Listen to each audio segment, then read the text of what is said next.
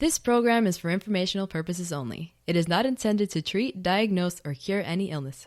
Please speak with your doctor when starting a new health program.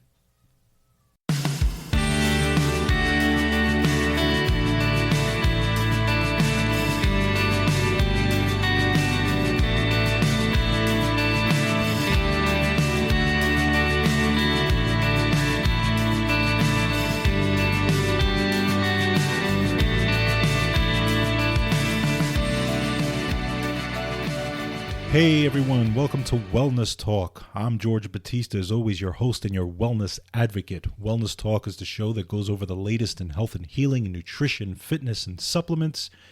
We take the mystery out of supplements and we try to take the mystery out of health because out there these days there's a lot of mystery in health for some weird reason. But anyway, I hope you guys had a fantastic holiday. And you got everything you want, and Santa was good to you guys. So don't forget to like, share, and subscribe wherever you're listening to this. Again, we're on MeWe, BitChute, Rumble, Apple Podcasts, Spotify, and Google Podcasts. And you can also support us on Patreon at whichever level you would like to support us on. All right. And by the way, when you go to PlatinumNutritionals.com, and you could also get there by putting in GeorgeBatista.com. Either one will take you to the same place. And the articles are all on there. But if you're looking for a specific article, let's say a specific topic, because there's probably over 100 articles on there at this point now, you can actually, there is a search that's right on top of my head when you go to the website. So you could just put in whatever keywords in that search box, and it'll take you to the article, whatever article that you're looking for. So don't forget to check that out if you need to. All right, so this week we're going to do some articles here. First one is going to be a healthy mucosal barriers makes for a healthier you. This is from Wellness Resources, Linda Doberstein. And we're going to talk about the importance of the mucosal barrier. And, a lot of people don't think about that, but it's actually a very, very important part of health, the mucosal lining and the mucosal barrier. And so we're going to talk about why it's important, what it does, and, why you should be paying a little bit more attention to it, and the things that can also help to strengthen it. So especially, during the winter months and dealing with all the stuff that's out there. So very important stuff to talk about. Then we're going to talk about the latest studies from the American Association of Poison Control Centers that shows 0 deaths from vitamins. That's right, 0. So, vitamins have been demonized for a very long time by mainstream medical and by a lot of the big wigs out there trying to say that vitamins are hurting people and, all this nonsense. Well, this is, again, another year, and there's been multiple years, by the way, but another year that shows that there are 0 deaths from vitamins. So, they're trying to make them like they're poison or, all these types of things, and they're very harmful, which is nonsense, especially if you use them properly. And this show, one of the things that I do on this show is show you how to use them properly, because I've been using them properly with myself, and I've been using them properly with many, many, many people that I work with, including my friends and family and clients and that type of thing. So, again, used responsibly and used properly, you don't have anything to worry about. But I think it's a very important thing to talk about. Then, from Natural News 365, this is from Lori Alton. We're going to talk about new scientific review that shows the broccoli compounds that act against cancer. And this is one of those things that they really can't deny anymore, because more and more research is coming out on these compounds that are in broccoli, and not just broccoli, and other things like kale and spinach. But specifically, we're talking about broccoli in this article, and they're going to talk about exactly what this does to cancer cells and why you should be thinking about not only obviously eating broccoli as much as you can, but even if you have cancer, or even if you're doing any kind of cancer therapies, you can add this to it. And I'm actually going to show you, how it can be done and that type of thing. So just very powerful information that's out there that, of course, again, is being ignored by the mainstream. So that's what we got on tap for you this week. So let's get started. First, from Linda Doberstein and Wellness Resources, healthy mucosal barriers makes for a healthier you. So, people don't realize how important the mucosal barriers and the mucosal linings in your body actually, how important they are and what a difference they actually make as part of your immune system, and exactly what they do and how they do it. So we're going to talk a little bit about that. So let's talk about the mucous membranes first. And I have, as a person who had bronchitis, chronic bronchitis every year, I completely understand the issue of the mucosal lining, as I used to get extreme bad congestion in my lungs, and it would take a couple of weeks to get everything out. So again, I have first knowledge of this. But anyway, the mucosal membranes interface with your internal tissues and the outside environment. So they're found in your mouth, your nose, your eyelids, and your respiratory tract, okay? And these barriers are also found in your stomach and intestines, your urogenital tract, okay, which includes your bladder, your urethra, vagina, those types of things, and the tympanic membranes of the inner ear. Now, what do? They provide a barrier that protects the tissues and helps to trap germs, okay, and protect the tissues overall from germs, okay? And that's one of the reasons why they swell up and they make more mucus when you're getting sick, right? These membranes, they secrete the mucus, and that provides not only the lubrication, but it also protects against friction in general because, again, everything is lubricated. So that's kind of what they do as far as in your body. Now, if your mucosal linings are in bad shape, what could this affect? Well, it could be a lot of issues, okay? It can lead to brain fog. It can lead to fatigue, achy joints, skin rashes, blood sugar problems, thyroid dysregulation, digestive problems, immune distress, respiratory challenges, and more. Okay, so a lot of problems if this system is in disrepair, basically. All right. So, and obviously, if you're on medications and stuff like that, like anti-inflammatories or ibuprofen, those types of things, they're also going to play a role in that. So just keep those things in mind if you're on medication. So what do we do to keep them in shape? So we got to start with basic support. So the first thing we start with is adequate hydration, right? You got to be drinking water. You got to be drinking enough water. So you want to strive towards 6 to 8 ounce glasses of water every single day. Okay. So you want to be sipping water throughout the day. Right. I'm one of those that does that all the time. Now I wasn't doing that in those days, and that's part of the issue. Also why I was having so many problems every year. But it's one of those things you definitely want to do. Keep yourself hydrated. It's just so important. Then you want to focus on the nutrients that you need. Okay. So there's certain nutrients that are critical to keep the system in check. Okay. Number one is vitamin A. Vitamin A is critical for the normal regeneration and repair of mucosal barriers in your respiratory tract and your digestive tract. It's also essential for maintaining moisture levels in the membranes, in the mucous membranes of your eyes and your eyelids. So those of you who are dealing with dry eye, right? Think about that. Many people dealing with dry eye. Vitamin A is one of those things that can help with that. Next, we're looking at vitamin D, our old buddy vitamin D that does so many things. Well, vitamin D works with vitamin A as a team player for mucous membrane support and gut and your respiratory tracts as well. Okay. Now, vitamin D is central to mucosal barrier survival and vitality because it manages tissue stress and the damage control for adaptive and innate immunity, right? Because you have two types of immunity, adaptive and innate, right? So in airway tissues, vitamin D supports the mucosal barriers and protects underlying tissues against microorganisms, dust, and all types of chemicals. A lot of people are allergic to dust. I'm one of those folks, right? So vitamin D, crucial for that.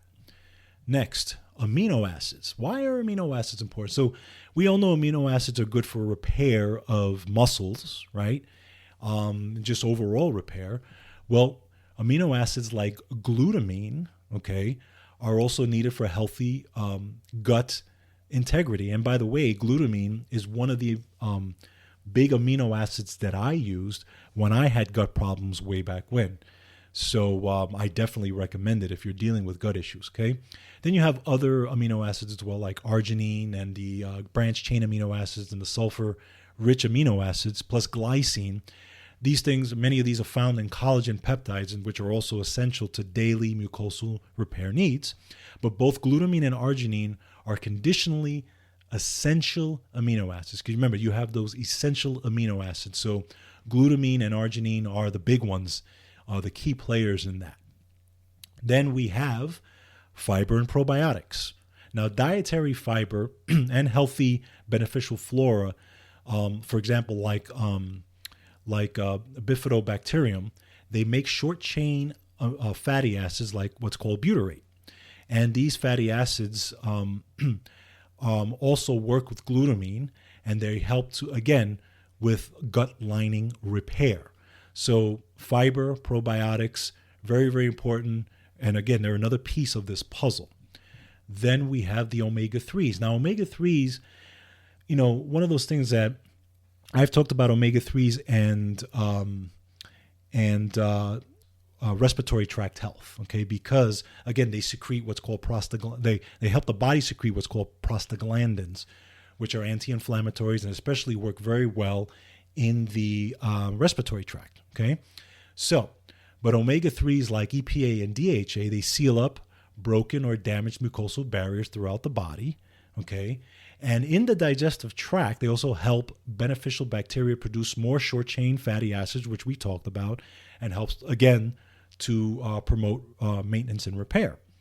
And omega-3s also support saliva production and tear production, essential to maintaining eye lubrication. Again, another thing for people with dry eye, okay?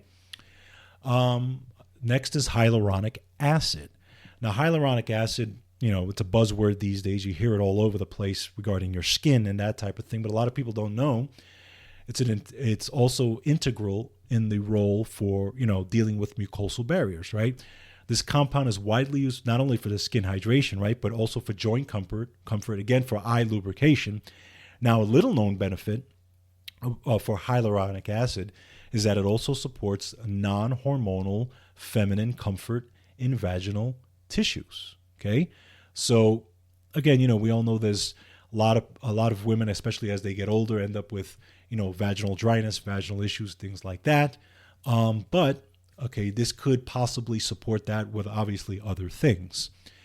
And then we have our old buddy zinc. So zinc is fantastic, again, for gut integrity. Why? Because it communicates with gene signals that affect two key proteins, which are occludine and zonulin, okay? And they're both found in mucosal barriers. Now, these proteins are related with the size and the open and close mechanisms of the tight junctions and in mucosal barriers and the absorption of nutrients and toxins, okay? So those of you who are dealing with, again, gut issues, leaky gut, those types of things, zinc is also something that can help with that as well, again, combined with the other things. So overall, you want to make sure you're drinking enough water, right? Make sure you're having 5 to 9 servings of fruit and vegetables a day. Antioxidants, you definitely need that. You want to consume at least 25 to 35 grams of fiber every day or more. And you want to make sure you're getting adequate protein. Obviously, I recommend protein depending on how athletic you are, or if you're exercising or that type of thing. The more athletic you are, the more you exercise, the more active you are, the more protein you need. So just in things to think about as far as your mucosal lining. But again, it's really, really important when it comes to immune health, especially when we know that there are viruses out there that are attacking the respiratory tract these days. So things to keep in the back of your mind. Next, we're going to talk about no deaths from vitamins. And it's one of the safety confirmed by America's largest database. And again, this was the database report from the American Association of Poison Control Centers, and this was their year-end report of clinical toxicology. Okay, So no deaths from vitamins. Now, the AAPCC, that's the acronym, reports 0 deaths from multiple vitamins, and there were no deaths whatsoever from vitamin A, niacin, pyridoxine, which is B6, any other B vitamins, and there were no deaths from vitamin C, vitamin D, or vitamin E, or from any other vitamin at all. Now, the interesting thing about this is that this report is 1,477 pages, and you find this buried all the way towards the end of it. So it's actually all the way towards the end of this report, which is pretty funny. Now, if you think about it, over half of the U.S. population takes daily nutritional supplements, right? So there was a Harris poll that showed that American adults, among American adults, it was about 86% that actually take nutritional supplements. So, if using this low number, should each of those people take only one single tablet daily, then that still makes close to 170,000 individual doses per day, for a total of well over 60 billion doses annually. Okay? That's annually, 60 billion doses annually, and not one death. Okay? Now, of course, you're not going to hear that, right? Because, again, vitamins and minerals and all these things have been demonized, specifically vitamins. They've been demonized by many of the mainstream medical, because they don't want people on vitamins, because obviously they have a problem with people getting healthy. And there's been many a campaign, especially in the last few years, to try to, get vitamins off the market, or try to do something to get at least a good number of them off the market and that type of thing. And it's an ongoing battle. But again, with so many people taking supplements, you really have to think about that. Okay. And again, especially when you use them responsibly, use them in the right way. And that's what we strive to do, especially on this show. And many functional medicine doctors and nutritionists show people how to use them exactly the right way. So just keep that in mind. Another thing to keep in mind, by the way, when you're just thinking about vitamins in general, if you're comparing them to, for example, mainstream medicine or pharmaceuticals, okay, just keep in mind that there was reviews and hospital charts that have found, this is out of Harvard University and U.S. News, that 80 out of 840,000 hospitalization patients are given drugs that cause serious adverse reactions, for a total of 2.74 million serious adverse drug reactions. This is from pharmaceutical drugs that are prescribed, and this is not counting overdoses, by the way, okay? These are pharmaceutical drugs that are prescribed and taken properly, okay? How many deaths do you think out of all that there are? Well, annually, and this is back from this day, this report was from 2014, but annually it's about 128,000 people die from drugs that are prescribed to them, okay?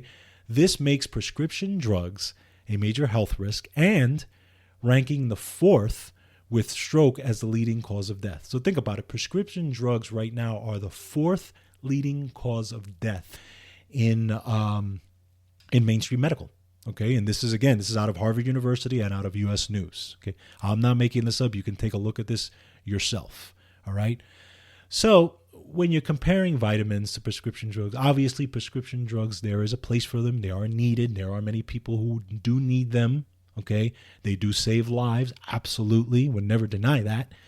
And if people are not going to do the things that we talk about in the show, then yeah, they may need prescription drugs, obviously. But at the same time, this idea that everybody should be on prescription drugs is absolutely ridiculous, especially those who, want to do the right things. So just some things to keep in mind. No deaths from vitamins. Good thing. So, just wanted to point that out. And finally, new scientific review. Broccoli compounds act against cancer. And this is by Lori Alton, and this is from Natural Health 365. Broccoli is one of those things that I've talked about on this show. I've done many, many articles on broccoli, especially if you go back into the older episodes. But this was a new review. Okay, again, this is the latest research. and it was published in the Frontiers in Nutrition. Now, the authors evaluated what a compound in broccoli called sulforaphane. And the research is shedding light on the multiple mechanisms through which this potent natural compound targets cancer cells. And yet, despite the results that's coming out with, Western medicine just doesn't want to accept any of these things, more and more research is coming out on this stuff. And Western medicine just ignores it. So on this show, we do not, because on this show, we give you the science of what's going on out there. Now, animal studies have shown that sulforaphane has anti-cancer effects with the ability to cause apoptosis. Now, what apoptosis is basically programmed cell death or programmed suicide by cancer cells. So there are many compounds and many things that cause cancer cells to basically commit suicide. So what they're saying is that sulforaphane is one of those things. Now, sulforaphane has also been shown to inhibit the ability of cancer cells to invade other cancer cells and to slow the progression of lesions into malignant tumors. Okay. Now, what's interesting is that it turns out that sulforaphane has the capacity to inhibit what's called angiogenesis. Now, angiogenesis is basically when a tumor, you have a tumor in your body and it has a blood supply, right? It basically has these blood vessels that it kind of grows, and those blood vessels are used to bring it its nutrients. Because remember, when you have a tumor, it has to maintain nutrients like sugar, iron, and other things to maintain itself, okay? So what this does, what sulforaphane does, it actually helps to inhibit that process of angiogenesis and inhibit the formation of new blood vessels carrying the nutrients to the tumor. It's incredible, okay? The interesting thing is that it does this without the toxicity. And that's where the rubber meets the road, if you think about it. Now, a recent 2020 review of clinical studies indicates that cruciferous vegetables rich in sulforaphane may reduce the risk of breast cancer. And we all know that breast cancer is a very, it's a big issue, right? Breast cancer currently claims the lives of over 42,000 women each year in the U.S. It is a major, major issue, okay? So, now also, a 2019 study published in the Cancer Prevention Research revealed that sulforaphane, and again, it's spelled sulforaphane, for those of you who want to look it up, so that sulforaphane suppressed the growth of tumor sphere formation of triple negative breast cancer stem cells, both in vitro, which is in test tubes, and in vivo, which is in living creatures. Amazing, amazing. And this is brand new information, okay? Brand new information. Again, why this is not all over the place is beyond me, but of course we know behind the scenes why that is. Now, it's interesting because someone that I know, and that I've worked with had breast cancer, and myself and their naturopathic doctor both worked to help this person nurse them back to health, okay? And this person, decided to take the chemotherapy route, which, obviously everybody wants, it was a decision that this person made, and it's fine. Everybody can do what they want to do. But what we did was we gave this person also a protocol of supplements to use, and we showed them we showed this person exactly how to use them and exactly what to use to keep the immune system built while they were going through their cancer treatment. Okay, so this worked phenomenally. Okay, it was absolutely phenomenal. So this person was not only able to go through their breast cancer treatment successfully, okay, but was able to keep their immune system completely intact to the point where, we all know that chemotherapy does a job on the immune system, right? Well, to the point where when they went to their oncologist and they took their blood samples and the oncologist checked their blood, the oncologist said, I don't know what you're doing, but your immune system right now is as strong as ever. and it's as strong as, when you first started, before you even started the chemotherapy. So whatever you're doing, keep doing it, because your numbers are fantastic.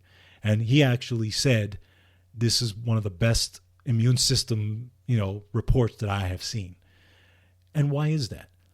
Because we did everything possible. We worked with the naturopathic doctor, and we all together, made this fantastic protocol, did it responsibly, we did it properly, and we did it the way it should be done, and it worked perfectly. And this person came out of it with flying colors, and to this day has been very, very healthy. So again, broccoli, obviously, in these compounds, they're not going to be a replacement for any kind of therapy, right? That's not what this is about. But if you want to keep your system working properly, and you want to, look at more of the prevention of breast cancer or all different types of cancer, and or if you want to keep your immune system in check, if you're going through any kind of therapies, look at these types of things like broccolis and the sulforaphane and all these types of things, or just the antioxidants and everything that you need to keep your immune system running properly. Because again, the immune system at the end of the day is your line of defense, right? Against everything, including cancer. So again, just something to think about. But this is fantastic news for broccoli. I never thought I'd say that, but it's fantastic news. It's brand new news about, these compounds. And there's going to be lots more that comes out on this. But just, keep in mind, eat your broccoli, eat your kales, eat your spinaches, and all these types of things. And I guarantee you, you'll be all the better for it.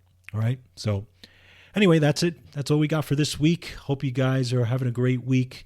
Have a wonderful new year, everybody. Make sure you take care, be safe, and as always, take control of your health. Bye-bye.